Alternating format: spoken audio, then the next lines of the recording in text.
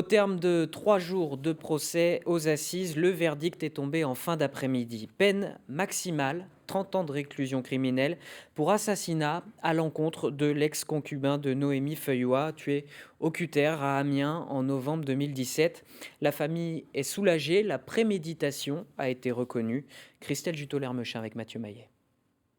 Lorsque le verdict tombe, Diego Monvoisin reste stoïque dans son box, alors qu'on entend quelques applaudissements vite interrompus par la présidente de la Cour.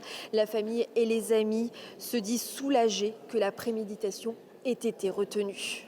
Soulagé d'un sens et d'un autre sens, je pense toujours à ma fille.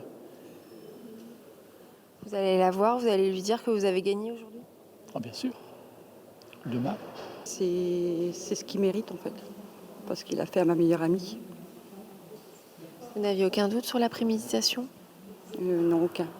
Les jurés ont retenu l'assassinat. Pour eux, Diego Monvoisin a forcé Noémie à se rendre dans ce chemin isolé pour commettre son crime. Les membres de l'association Femmes Solidaires qui ont suivi le procès penchaient aussi pour cette thèse.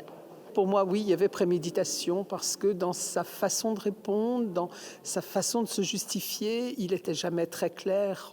Il pouvait dire une chose, dire le contraire. Bon, il n'a pas fait preuve de beaucoup d'humilité. C'était toujours de la faute de Noémie, jamais de la sienne.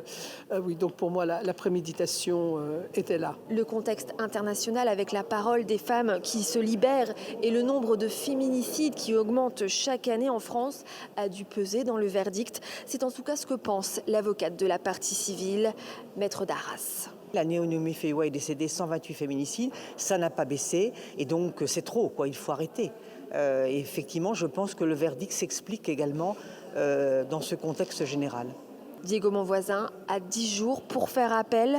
L'exercice de l'autorité parentale sur sa fille de 8 ans va lui être retiré.